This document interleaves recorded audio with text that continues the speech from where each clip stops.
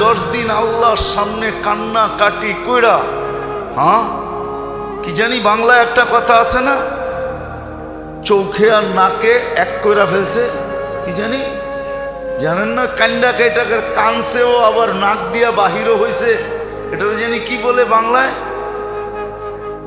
না একটা প্রবাদ বাক্য আছে,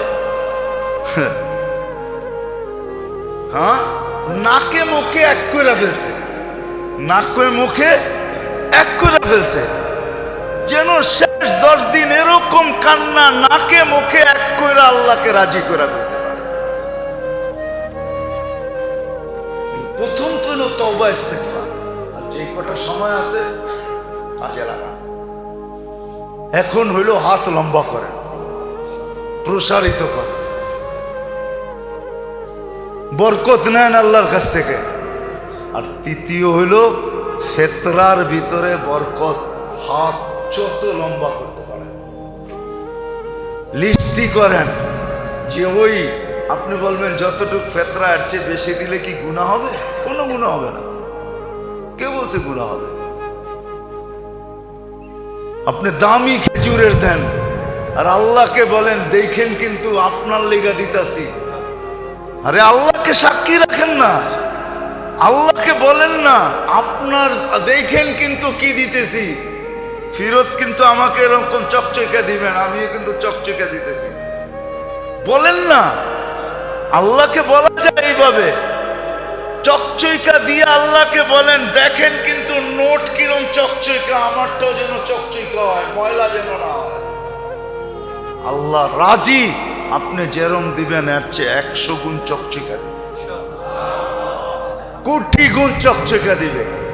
এই জন্য ফেতরা সবচেয়ে যদি সমর্থ থাকে, হ্যাঁ ঈদের দিন সকালে আপনার উপরে ফেতরা ওয়াজিব হইল, এতটুকু মাল আছে আপনার কাছে ঈদের দিন সকালে, যে 55 থেকে 56 হাজার টাকা ঈদের দিন সকালে আপনার কাছে আসছে, তো আপনি 70 টাকা দিতে পারেন। বাকি আল্লাহ যাকে সমর্থ দিছে, মধ্যবিত্ত বলেন আর উচ্চবিত্ত বলেন, যাদেরকে আল্লাহ সমর্থ দিছে তাদের উঁচা থিকা উঁচা ফেতরা দেওয়া উচিত, উঁচা থিকা উঁচা।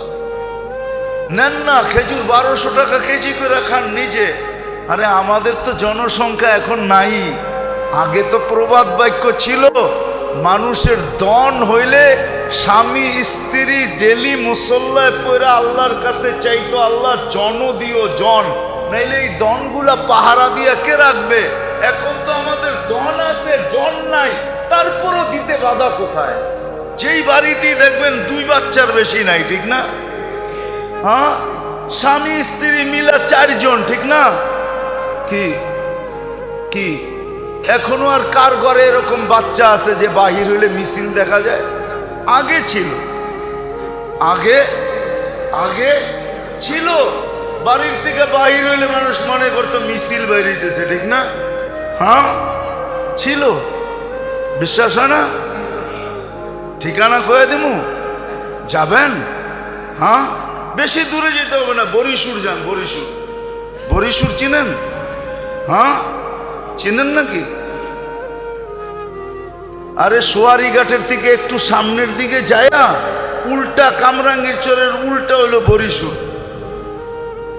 বরিশুর বাজারে যান, বাজারে যে বলবেন মাস্টার সাহেবের বাড়ি কোনটা, ওনার 22 জন সন্তান, 22 জন। কয়জন? কয়জন? আমি অ্যাড্রেস দিলাম, যে দেখে আসেন। উনি নাই, মাস্টার সাহেব নাই, ভালো সম্পর্ক ছিল, আমি অনেক যেতাম ওনার কাছে, ভালো সম্পর্ক ছিল। 22 জন সন্তান একসাথে বাহির হইলে কি মিছিলের থেকে কম নাকি? এতগুলা হইলে না আমি বুঝতাম যে আপনি 70 টাকা করে দিবেন, ঠিক না? এখন তো সন্তানই নেই। হ্যাঁ এখন তো প্রবাদ বাক্য হলো এক সন্তানের জননী বুদ্ধিমতী রমণী, ঠিক না? এমন বুদ্ধি, ঠিক না? এমন বুদ্ধি, কোন পর্বে আইসা যদি একটা 0 হয়ে যায় তাহলে এখন মাথা দেওয়ালে বাড়িয়ে থাকে, ঠিক না? 2 এর বেশি নিবেন না, মায়ের স্বাস্থ্য ভাঙবেন না, ঠিক না? যারা দুইয়ের বেশি নেয় না ওগো স্বাস্থ্য কোন দিক দিয়ে ঠিক আছে আমাকে দেখান। হাসপাতালে গেলে ওদের সিরিয়াল সবচেয়ে বেশি দেখা যায়। কি বিশ্বাস হয় না? আমার লোকে চলেন, আমি প্রমাণ দেখায় দিব আপনাকে। এদের ডাক্তার দেখায় বেশি। আগে যে আমাদের মা চাচিদের বাচ্চা ছিল, গহিনা ইবনে আব্বাস রাদিয়াল্লাহু তাআলা আনহুর 101 জন বাচ্চা ছিলেন। উনি মাঝে মাঝে চিনতেনও না বাচ্চাদেরকে, নাম বইলা বলতে হইতো, বাবা আমি আপনার। আল্লাহ বরকত দিছে এদেরকে। তো যেটা বুঝাইতেছিলাম হাসানের জন্য না, আপনি 1200 টাকা কেজির খেজুর ধরলে অসুবিধা কি? 350, 3.5 কেজি কয় টাকা হবে? কত? 4200। আপনার ঘরে তো আসেই পুরা 4 জন, 4-42 কত হবে? 20,000 টাকাও তো হলো না। এক গরিব রে আপনি দিয়া দিলে হইতে পারে তার ঈদের দিন মুখে হাসি পড়ে, সেও আপনার কাতারে দাঁড়াবে, সে খুশি হবে।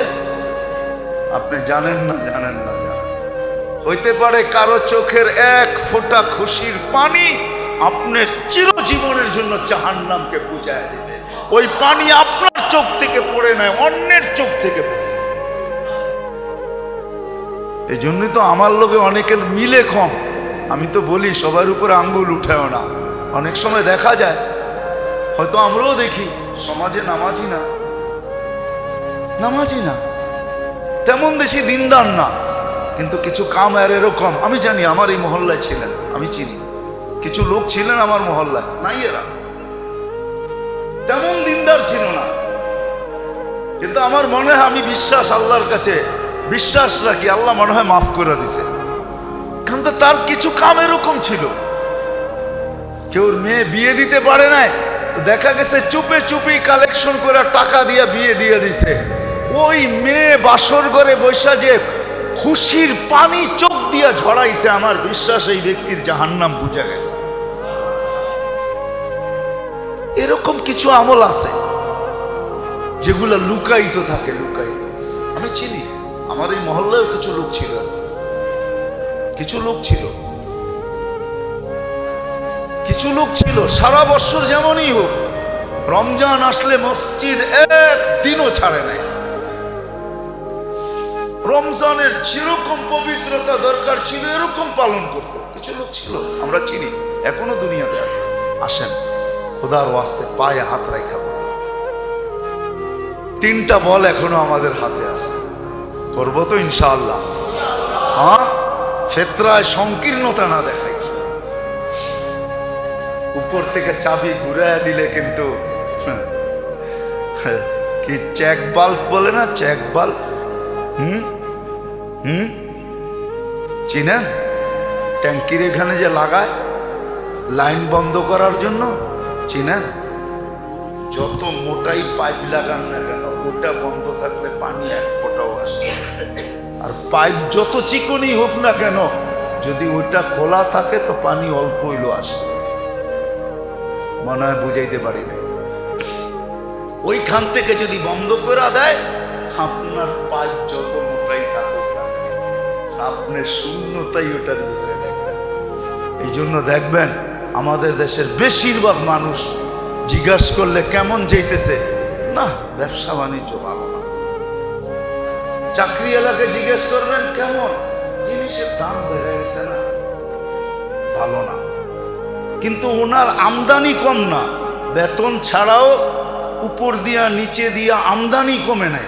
আমদানি কমে নাই, কিন্তু আমদানি না করলে কি হবে, গলায় কোনো দিন পানি লাগে না, শুকানোই থাকে। আলহামদুলিল্লাহ কখনো বলে না। কিন্তু আবার কিছু লোক দেখবেন না খাইও বলে আলহামদুলিল্লাহ ভালো আছে। ওরে যদি জিজ্ঞেস করি, যদি না খাই আলহামদুলিল্লাহ, কেন? সুস্থ তো আছি, হাঁটতে তো আছি, চলতে তো আছি, হাসপাতালে তো নাই, কোনো রোগ নাই, ব্যাধি নাই, আলহামদুলিল্লাহ বলবো না তো বলবো কি? খালি পেটে না কিছু নাই। এই জন্য কি সারা শরীরের এতগুলা অঙ্গ সব সুস্থ, খালি এক জায়গায় কিছু নাই এই জন্য আলহামদুলিল্লাহ বলবো না, এটা কেমন কথা? আসে আল্লাহ আমাদেরকে বুঝারও তৌফিক দেখ আর করারও তৌফিক আল্লাহ দান করে।